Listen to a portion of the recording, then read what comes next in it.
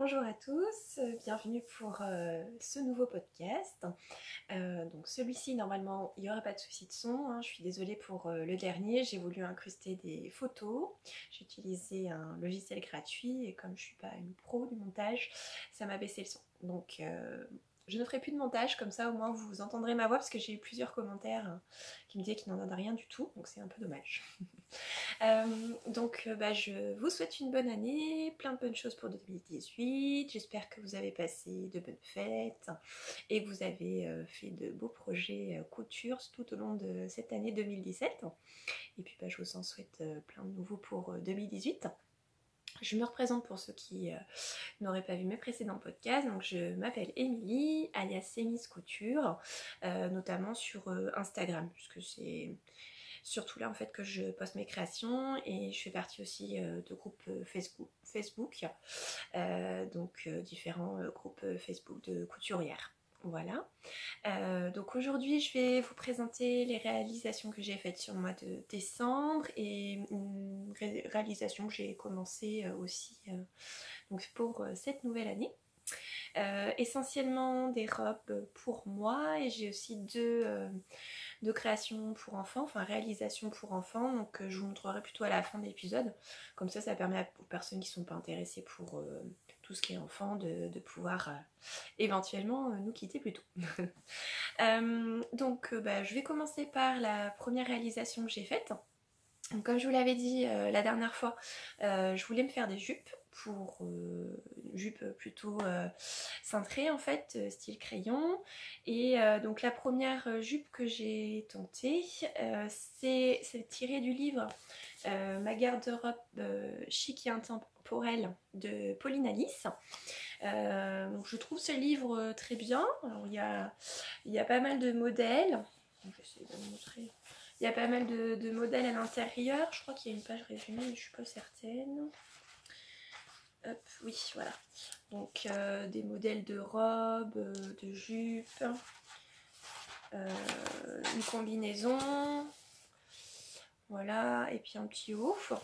Donc Pauline Alice, j'ai réalisé la robe Aldaya sur cette marque. Donc je me suis dit que le livre devait être pas mal, parce que Aldaya, elle est bien expliquée, bien taillée. Et je suis pas déçue, effectivement. Au niveau des explications, au niveau du modèle, ça correspond bien à ce que je souhaitais. Donc ce livre il coûte 25 €. Donc dans ce livre, du coup j'ai choisi la jupe Tipeee. Donc c'est celle-ci. Voilà, donc vous voyez une jupe basique mais cintrée avec des pinces devant et dos, une fermeture éclair invisible. Et ce qu'on ne voit pas sur les photos, il y a également une fente en bas puisque elle descend assez bas pour qu'on puisse marcher plus facilement. Sauf que donc moi j'ai réalisé des vêtements mais pas forcément beaucoup de techniques différentes et du coup je n'avais jamais fait une fente. Donc je me suis un petit peu arraché les cheveux à comprendre. Notamment pour la réalisation en fait, de la fente, comment il fallait faire. Alors après c'est un peu de ma faute parce que honnêtement au niveau des explications on a quand même voilà, à chaque fois vous voyez vous avez les illustrations étape par étape et c'est juste au moment où alors je sais pas si vous allez bien voir là. En fait, au moment où il faut coudre, autour de la fente, il faut coudre un côté, un bord et pas l'autre. Et en fait, j'avais pas bien compris comment faire.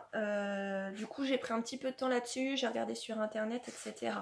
Maintenant, si on regarde les illustrations après, en fin de compte, une fois que j'ai pu me pencher sur le sujet, effectivement, ça correspond bien, c'est évident. Mais voilà, sur le coup, si vous êtes débutante comme moi c'est le seul petit point qui m'a posé problème. Après, j'ai réussi à le réaliser, mais c'est juste que ça va demander un petit peu de recherche. En même temps, c'est ça qui me plaît aussi dans le fait d'essayer plusieurs modèles, plusieurs types de vêtements, c'est d'apprendre à chaque fois des techniques petit à petit. C'est ça qui est intéressant, parce que si on sait tout faire, ça devient routinier. Donc voilà, ça m'a pas pris non plus 3 jours pour comprendre et réaliser le modèle. Alors L'erreur que j'ai faite, et c'est ma dernière erreur 2017, parce que là ça y est, je pense que j'ai compris quel tissu choisir et à quoi faire attention, c'est que je l'ai réalisé dans un satin de coton élastane. Et en fait, je pense que le côté élastane, bah, c'était pas une bonne idée, notamment en fait pour la fente. Parce que du coup, alors j'ai peut-être pas aussi hyper bien réalisé la fente, hein, c'est possible. Mais donc du coup, quand on regarde comme ça là, en plus c'est noir, je sais pas si vous allez trop voir, j'essaye. Voilà, quand on regarde comme ça, c'est pas choquant, mais en fait, quand je la porte, et vous le verrez tout à l'heure, je vais l'essayer comme d'habitude, bah, ça reste ouvert en fait. Donc du coup, ça fait pas hyper joli. Par contre, j'ai appris plein de choses avec cette jupe parce qu'en fait on la double entièrement. Donc moi j'avais jamais doublé entièrement un vêtement. En tout cas j'avais doublé une robe, mais grâce à un magazine Fashion Style, mais les explications étaient très succinctes et j'ai pas dû utiliser la bonne technique. Là vraiment au niveau de la doublure, vous voyez, au niveau de la fermeture éclair, au niveau de la doublure de la jupe, etc. C'est vraiment, enfin je suis fière de moi quoi, c'est vraiment bien réalisé et donc les explications nous aident vraiment à faire en sorte que ce soit de très belles finitions. Pareil pour la ceinture, vous voyez, avec la surpiqûre et puis bah, ma fermeture invisible est bien invisible, donc pareil au niveau des conseils qu'elle donne pour réaliser la fermeture éclair, vous voyez, bon, comme il y a le côté élastane c'est pas terrible comme ça, mais bon, porter sur moi ça ira mieux, en plus ça doit pas être très bien repassé. Mais voilà, en tout cas elle est bien invisible. Donc voilà, donc je suis contente de cette jupe, contente de ce livre et de ce patron. Donc bien sûr je réaliserai d'autres patrons par la suite. Donc voilà, donc je vais la passer pour que vous puissiez voir le résultat. Voilà, donc comme vous l'aviez vu sur le modèle, là j'espère que vous voyez avec la lumière, c'est pas forcément évident. Donc il y a deux pinces devant et donc il y a deux pinces au dos. Donc la fermeture éclair invisible. Avec moi, j'ai mis une pression, mais on peut mettre un bouton. On me recule un peu. Voilà, donc je sais pas si vous le voyez, mais la fente en fait, ça fait pas hyper net. Et je pense clairement que c'est dû à mon tissu. Après, voilà, elle correspond à la forme que je voulais au niveau de la jupe. Voilà, donc j'en suis tout de même contente. Donc voilà pour cette réalisation. Voilà. Donc ensuite, je voulais donc me réaliser de nouveau une jupe. Donc je suis abonnée en fait à Burda Style, mais j'avais pas encore tenté parce que je me dis qu'avant de faire un modèle dans le Burda, il faut déjà avoir réalisé ce modèle peut-être avec un pas à pas plus détaillé, surtout quand on est débutante, puisque bah, il n'y a pas d'illustration en fait au niveau des explications, et qu'a priori, selon certains dires, c'est pas forcément toujours très clair. Donc, je me suis dit je vais déjà faire une jupe issue de ce livre où tout est bien expliqué, détaillé. Et puis bah, ensuite comme ça je pourrais me lancer sur une jupe du même style issue de ce magazine. Donc là j'ai fait une jupe issue du Burda Style février 2017. Donc c'est... D'ailleurs dans ce Burda là il y a vraiment beaucoup de modèles très sympas. Donc c'est cette jupe là. Sauf que moi j'ai rajouté des boutons. Donc en fait cette jupe là elle est plusieurs fois dans le magazine. On peut la faire sans les poches. Enfin c'est des fausses poches. Sans les rabats de poche plutôt. Avec rabat de poche et avec rabat de poche boutonné. Et donc au niveau des explications. Enfin, donc c'est... Voilà. Du coup ce modèle là. Donc vous voyez les trois possibilités. Ou deux possibilités. Je crois qu'il y avait une sans poche. Mais... Voilà, donc au niveau des explications, voilà, c'est une suite d'explications en fait, une suite de textes. Mais c'était clair pour moi, vu que je venais de faire une autre jupe avant, j'ai pas du tout bloqué. Et par contre, au niveau de la fente, vu que ça m'avait quand même un petit peu bloqué. Alors est-ce qu'il y avait une fente ou pas? Je me souviens plus. Ah non, c'est pas l'histoire de la fente, là c'est l'histoire de la doublure que je n'ai pas faite. En fait dans le magazine elle est doublée. Mais moi donc je vous montre. J'avais acheté ce tissu. Hop. Donc la jupe, au niveau de la jupe, en fait il y a deux parties devant. Une comme ça, enfin trois parties du coup. Deux triangles dans lesquels en fait on vient coincer les rabats de poche. Et une partie centrale et la ceinture. Donc il n'y a pas beaucoup de pièces. Et puis donc au dos, je suis désolée, elle n'est pas hyper bien repassée. J'essaye de repasser rapidement avant les podcasts. Donc au dos, il y a la fermeture éclair invisible. Et je crois qu'elle devait pas être invisible dans le patron. Alors moi du coup, j'avais que des invisibles, donc j'ai mis une invisible. Et puis la fermeture avec un bouton. Et du coup là j'avais prévu pour que ma pression, parce que j'ai mis une pression, pour que la pression elle soit dans le tissu, ce qui fait que quand on ferme, du coup la jupe on voit pas la pression. Voilà. Donc ce tissu je l'avais trouvé, enfin j'avais bien aimé, moi j'aime bien en fait tout ce qui est fleuri. Et voilà, donc j'aimais bien la couleur avec les roses et tout, je l'ai trouvé sympa. Du coup le dessous de poche je l'ai fait dans un coton nid d'abeille que j'avais sous la main noire. Voilà. Et puis les boutons, c'est des boutons que j'avais dans mon stock. Voilà. Donc après, au niveau de la fermeture éclair, je suis contente parce qu'elle est vraiment bien réussie, elle est vraiment visible, il n'y a pas de plis. Et puis donc au dos, vous avez des pinces. Au niveau du tissu, je crois que c'est un twill. Ça s'appelle twill extensible. Et je l'ai acheté chez Butinette. Donc là, j'ai utilisé 1 mètre de tissu à 6,95 € le mètre. Donc du coup, ça vaut le coup. Enfin, moi, je trouve que pour le tissu, je le trouve vraiment joli. Et donc, je ne l'ai pas doublé parce qu'en fait, à l'envers, l'envers du tissu, voilà, ça fait en gris. Je trouvais sympa. Et puis, comme j'utilise la surjeteuse au niveau des finitions, du coup, l'envers est tout à fait propre. Voilà. Et puis la fermeture éclair, je l'avais... j'ai fait quelques points du coup pour la maintenir. Donc voilà, au niveau de cette jupe, donc pas de difficulté particulière. Donc je vais vous la passer pour que vous puissiez voir ce que ça donne. Hop, voilà. Voilà le devant, alors je suis désolée, c'est pas très bien repassé au niveau des poches, ça rebique un peu. C'est ma faute.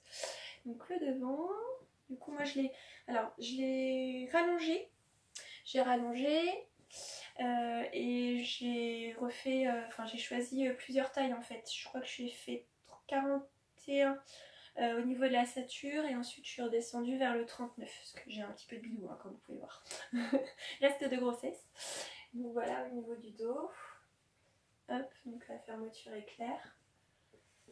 Invisible. Voilà.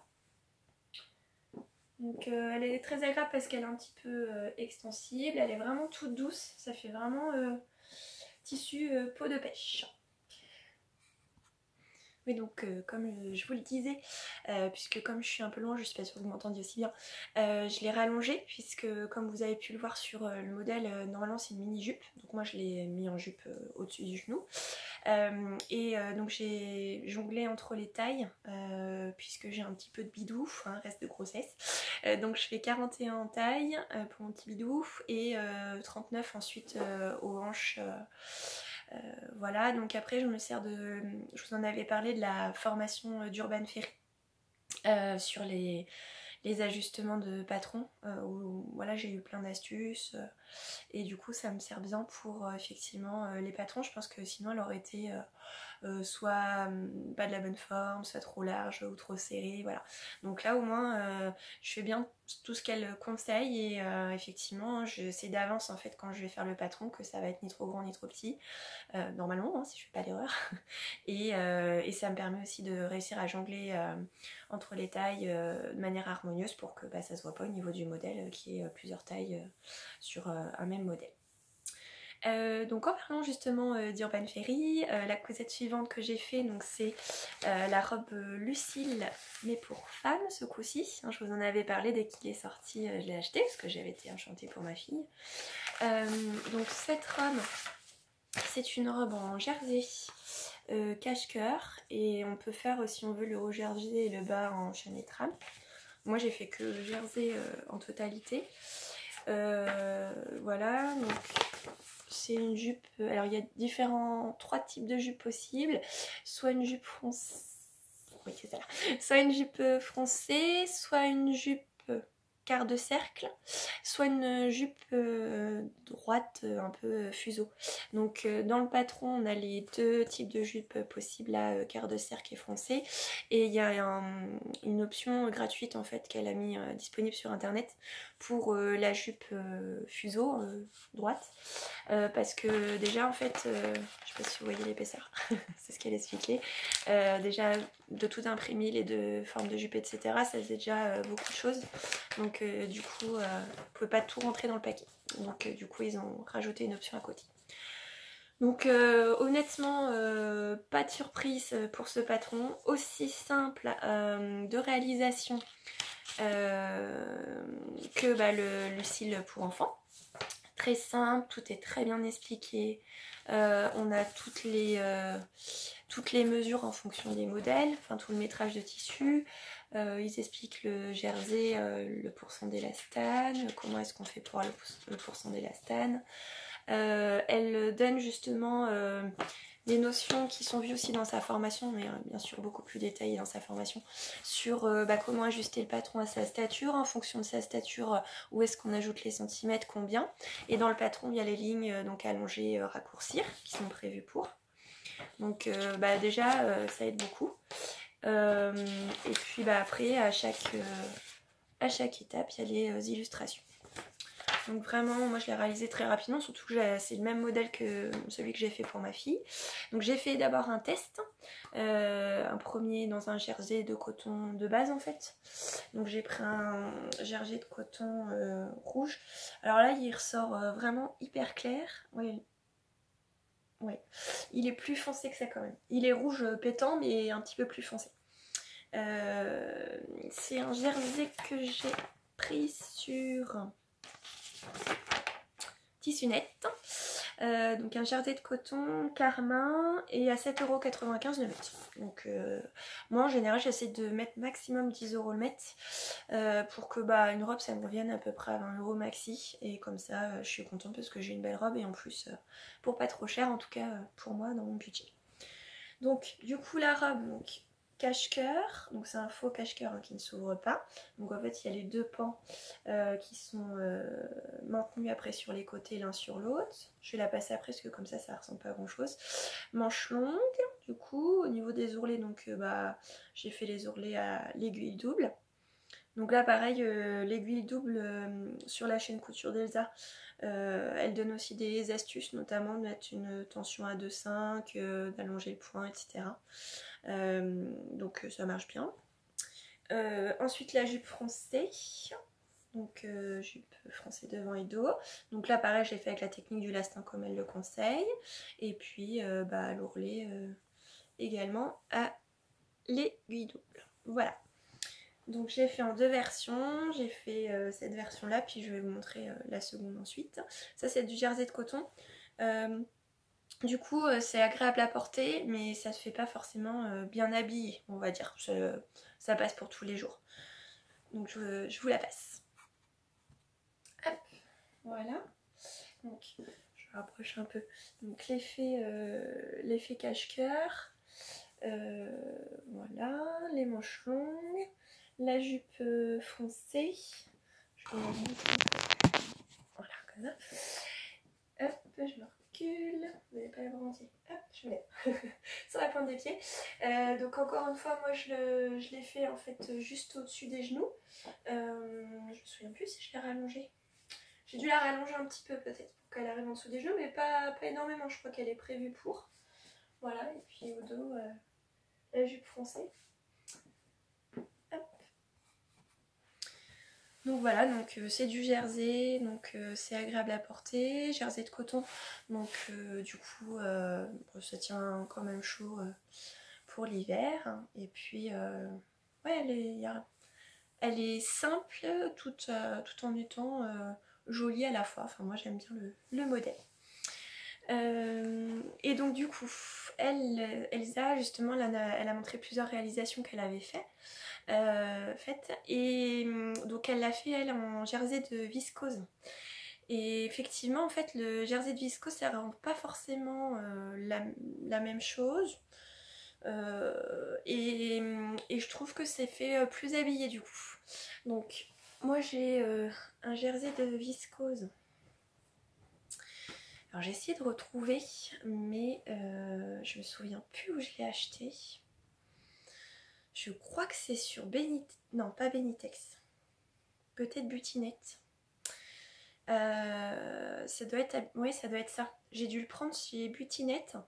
Et il me semble qu'il était à 11 euros, 11,50 € ou quelque chose comme ça.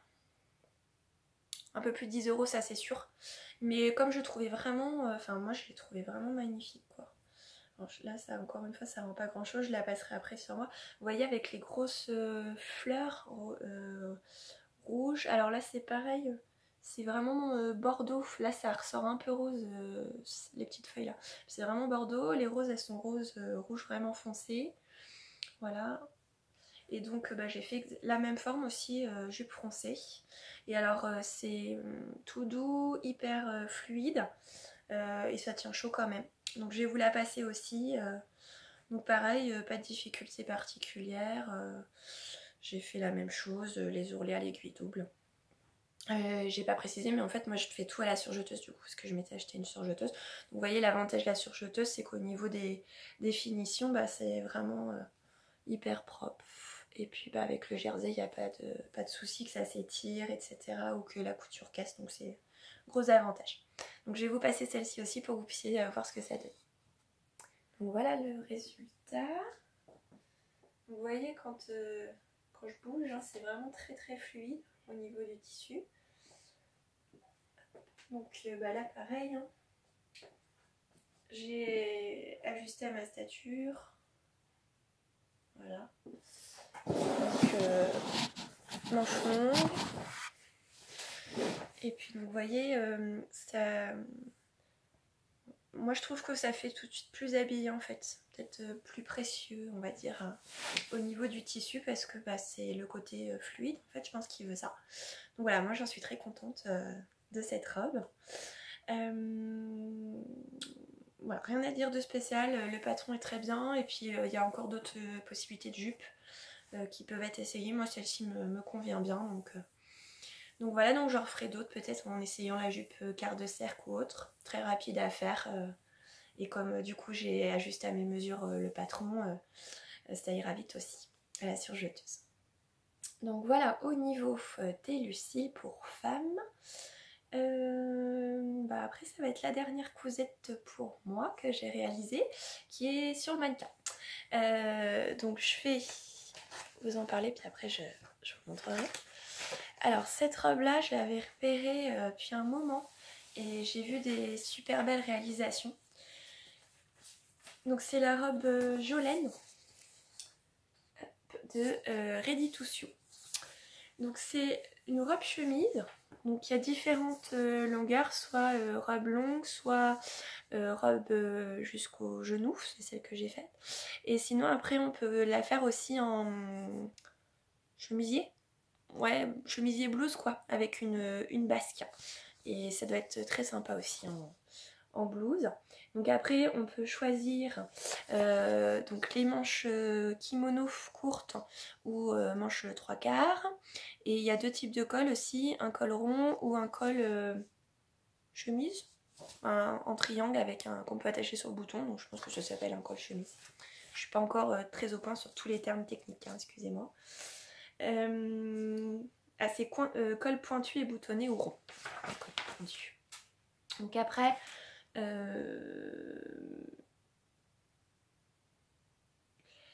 rien de spécial. Au niveau des mesures, je me suis servi de toujours la formation Elsa Couture pour rallonger au niveau de la stature, au niveau des manches, du buste, de la jupe. Là au niveau des explications, c'est pareil, il y a vraiment toutes les étapes qui sont imagées. avec les explications étape par étape. Grâce à ce patron, j'ai enfin compris et réussi à monter un col avec un pied de colle. Et en fait, c'est tout simple, mais ça me paraissait insurmontable. Alors, je sais plus quel modèle de chemisier j'avais essayé de coudre. C'était insurmontable, mais bon, il y avait plusieurs choses qui s'étaient accumulées. Là, j'ai trouvé ça, mais alors je sais pas si c'est elle qui explique vraiment bien. Et le patron qui est bien taillé, mais c'était simple, rapide et ça donne un résultat nickel. Donc j'étais très contente. Et j'ai enfin compris aussi comment on montait une patte de boutonnage rapportée. Ce qui est tout bête, hein. Mais alors je pense que les couturières confirmées comprennent peut-être pas. Mais moi, en tant que couturière débutante et surtout autodidacte, la pâte de boutonnage, j'avais essayé plusieurs fois, c'était une catastrophe. Et là, en fait, c'est pareil, très, très simplement expliqué. Alors moi, j'ai quand même eu des difficultés. Alors c'est pas sur la réalisation en elle-même, puisque... Enfin si, justement, c'est sur la réalisation, pas sur l'explication et comment le faire. Je pense qu'en fait, je me suis trompée, j'ai thermocollé le mauvais côté de ma pâte de boutonnage. Ce qui fait qu'en fait, le côté thermocollé, parce qu'on thermocolle que l'un des deux côtés de la pâte de boutonnage, il s'est retrouvé sous le dessous du tissu. Et donc en fait, quand j'ai cousu mes pâtes de boutonnage, ça faisait des petits plis le long de le bord de la pâte. Je pense que c'est pour ça. Hein. Et du coup, bah, c'est pas tout à fait net et ma robe n'est pas finie tout à fait droite. Je sais pas trop si ça se voit, vous le verrez, je vous montrerai. Et j'avais un décalage notamment au niveau de la pâte de boutonnage, du tissu et tout. Donc j'ai rattrapé comme j'ai pu, mais elle est quand même portable. Enfin moi je l'adore et ça se voit parce que quand on coud, mais sinon ça se voit pas spécialement. Et j'en referai d'autres les yeux fermés quoi, vraiment agréable à coudre. Alors ça prend un peu de temps parce qu'il y a plein de points techniques, mais le résultat franchement il en vaut le coup. Donc je l'ai réalisé dans un tissu dénime de chez Rascol, un chambré bleu dénime, 8,90 € le mètre. Donc c'est pareil, c'est raisonnable. Donc je vais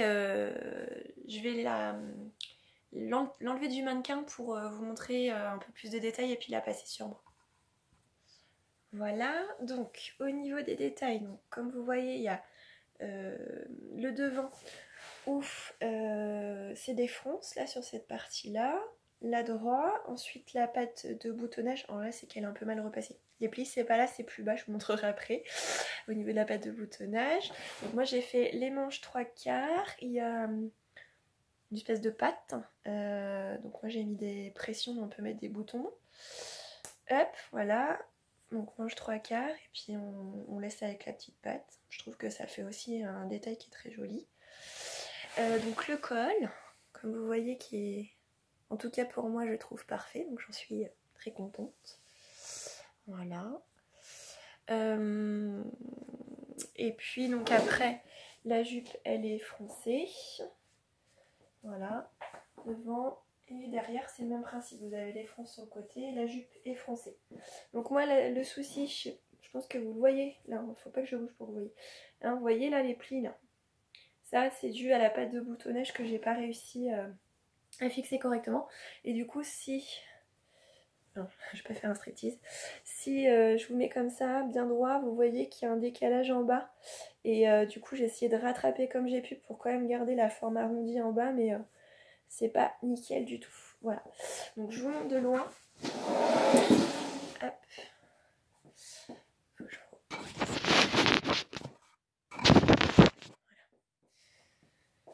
Voilà ce que ça donne. Voilà, donc moi j'en suis vraiment fan, même si elle est loin d'être parfaite. Il y a beaucoup, enfin voilà, le style en général me plaît, le tissu rend bien avec et voilà, j'en suis vraiment fan. Je suis en train de regarder le temps, je pense qu'on va être coupé puisque moi au bout de 30 minutes il me dit qu'il n'y a plus de place. Donc ce que je vais faire certainement, c'est que je vais faire en 2 vidéos.